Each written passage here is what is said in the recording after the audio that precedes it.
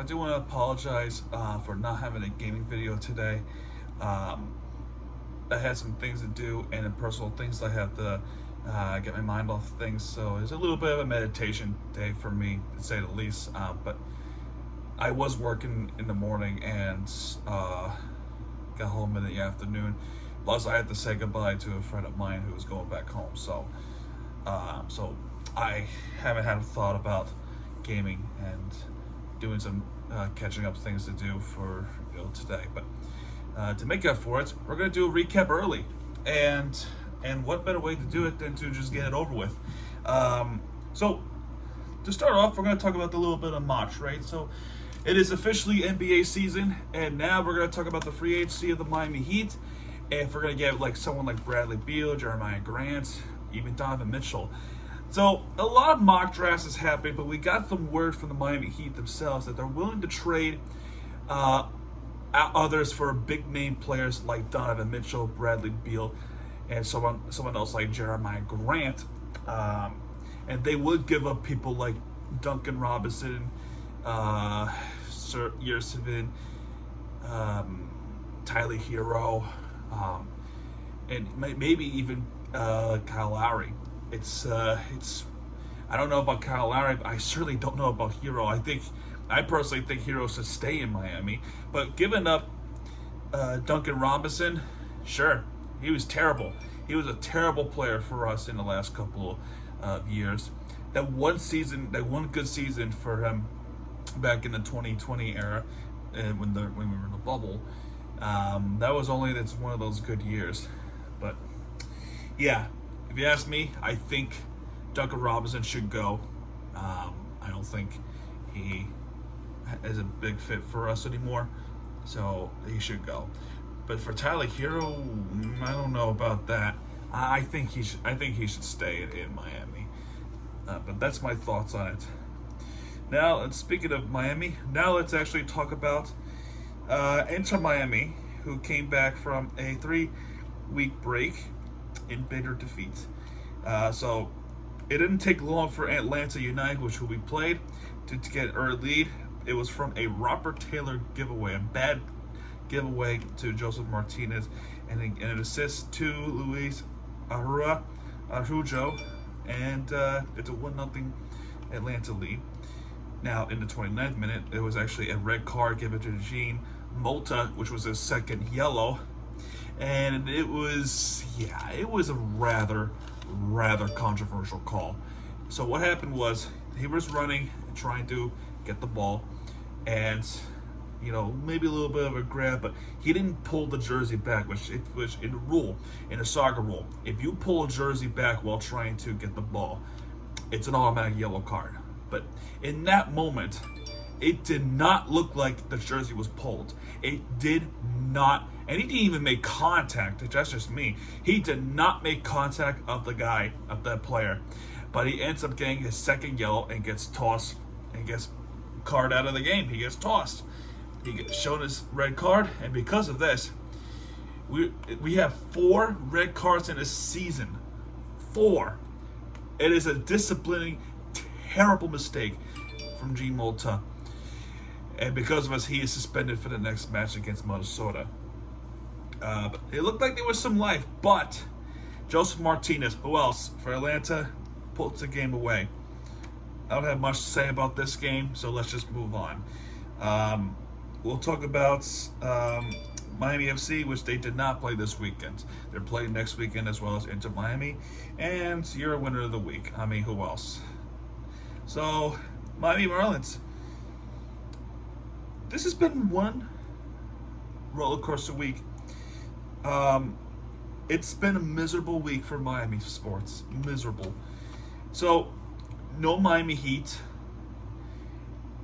equals Marlins and Inter Miami. Now, it looks like this summer is going to be painful if not much changes have been made, of course. But, I mean, who else am I going to give it to? But anyway, let's talk about Monday's game. It is with Sandy Alcantara starting. And this move is one. I'll just tell you a little later. So let's see. Bryce Harper doubled to deep center, which gives Philly the lead. Miguel Rojas doubled to deep left, which allows Birdie scores, so tie game. Miguel Rojas doubled to center. So Miguel Rojas having a good game. So they take the lead after a while. And then 8th inning, Gregorius singled to right. Hoskins scored, and Hoskins puts the game away on the walk-off with 3-2 Philadelphia. Now, here's what happened, and I'm going to say it again, the bullpen. And not just the bullpen's fault, it's our manager's fault this time. Don Mattingly's fault. After this game, now I am convinced he should go. He should get fired after this season. Because here's what happened, right? Sandy Alcantara's start. He only gave up 1 run. He gave up 1 run. And there was a couple of men on base in the 8th inning with 2 outs, man, mind you. Two outs in the 8th inning. The bottom of the 8th inning. I forgot where the road team. So, bottom of the 8th inning, couple guys on with two outs. Mattingly comes out and then replaces Alcantara with Stephen Okirk, who is terrible, by the way. Terrible. And because of this, the first couple of pitches, Gregorius hits single. And that ties the game. As soon as that happened, that bad move happened, we paid an ultimate price. A huge price. And may I remind you, at that time, Phillies was on a hot streak after they fired Joe Girardi. And Anthony Baz, who comes in the 9th inning, gets an L because he only got 2 outs in that inning, and he gave up a game-winning run by Hoskins. We could have gone extra innings if it wasn't for that reason. Or, better yet, we would never gone to that catastrophe. We would have instead put Tanner Scott in or Anthony Bender to have that situation. But no, Mattingly decides to take out Alcantara and gives it to Stephen Okirk, who gave up that run, the game-tying run, and then we lost. Next game, there was this game we definitely should have lost. So here's the thing. Here's the thing about this Phillies series that is bizarre, right? There was games where we should have won, and then there was this game where we clearly should have lost. Let me explain. Let me explain why we should have lost this game. In all fairness of everyone else, and I'm always the type to be fair, but this game, yeah. This series was so inconsistently bizarre for that reason. The last game we lost 3-2, we should have won. This game, we won 11-9 victory, we should have lost. But the next game, 3-1 victory for Phillies, we should have won. All right, anyway. Who was our starting pitcher? Trevor Rogers. Jesus Aguilar homered to left. And after that, it was Avisair Garcia. It is a 4-0 already. 4-0 Miami lead. And then things started to get interesting. JT Realmuto grabs a singles choice, fielder's choice, which allows Schwarber to score. Then in the 4th inning, Hoskins, the guy who had the walk-off, he homered to left, which was a 3-run home run that tied the game, and then bombed single to center, which is a 4-6 lead. And then Hoskins again, who was red hot, to make it 4-8 Philadelphia. Then in the 7th inning, Jacob Stallings homered to left, which comes closer, 7-8. And then Jazz homered to left with 373 feet, ties the game. But then Hoskins responds. Hoskins had himself a series. He's red hot. He homers to left. He has 2 home runs in the game already. Then in the 9th inning, we actually got away with it. We scored 3 runs, and all of them, I'm not kidding you, all of them were errors. There were 2 errors, and both of them happened in the 9th inning.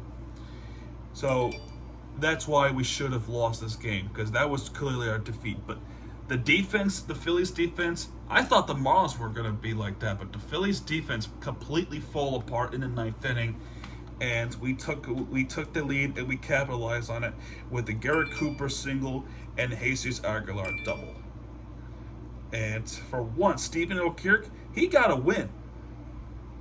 And Tanner Scott got a save. Now, the irony here is he's a terrible pitcher, but he won us the game of the Phillies in this game. And in this game, yeah, this was painful. This was a painful game to watch. Miguel Rojas homered to left. So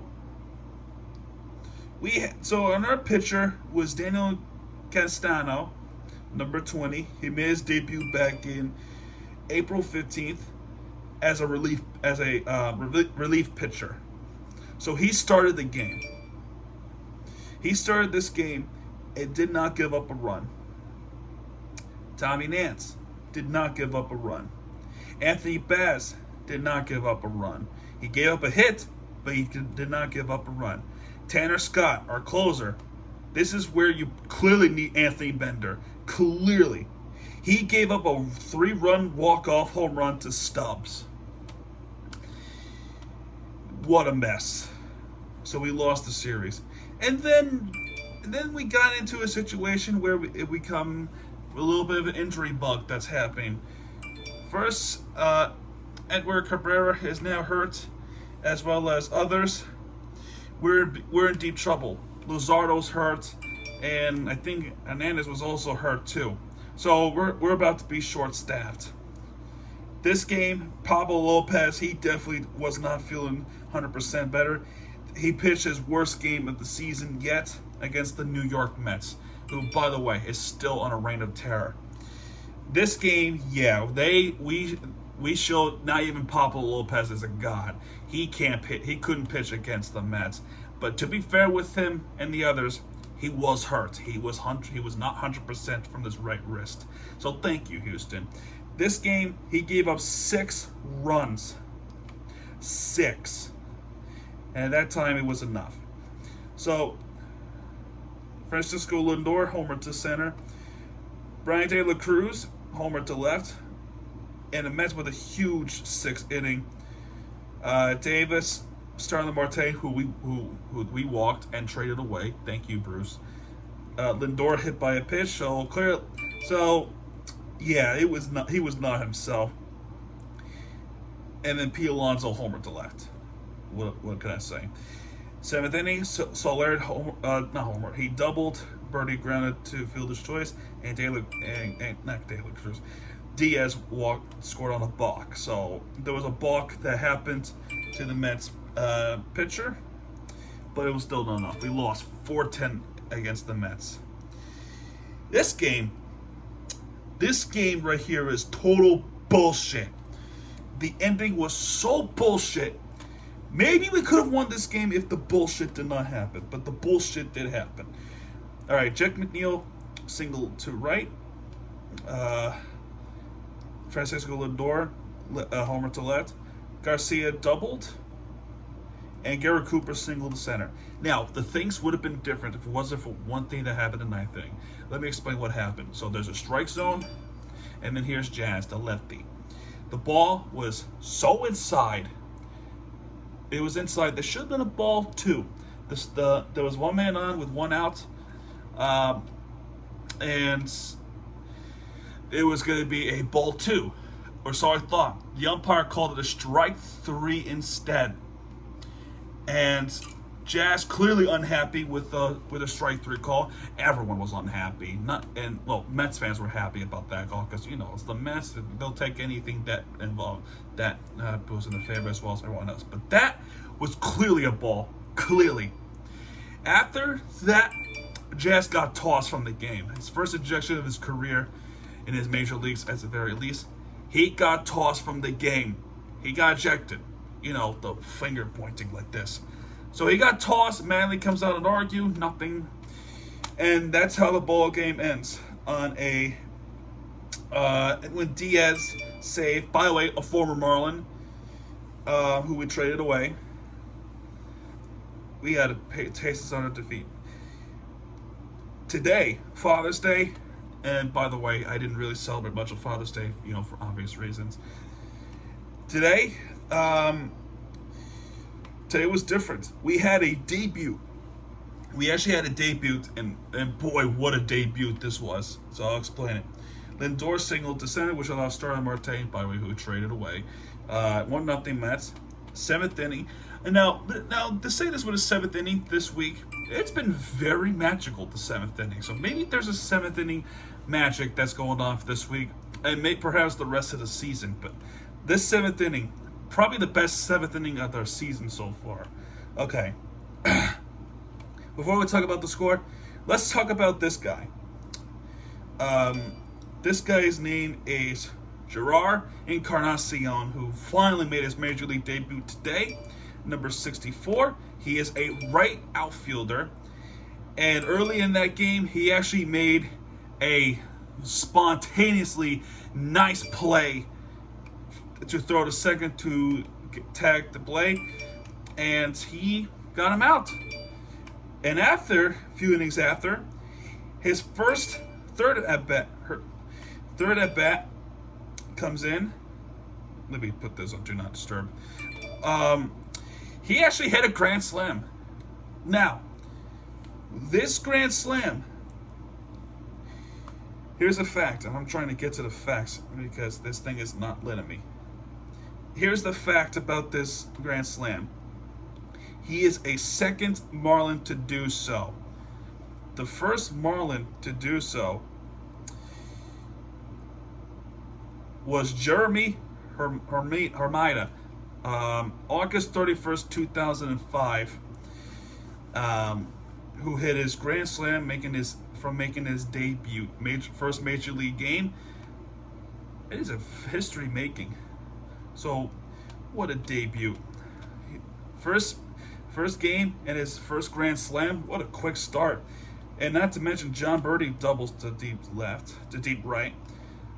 Gilmore singles to left.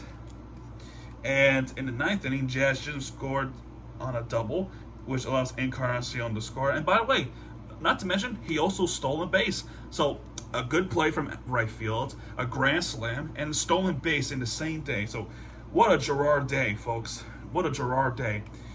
And tomorrow we actually have the Mets again, 1:10 to go back home. By the way, au contrary on this game, 8 innings pitch, 8 strikeouts.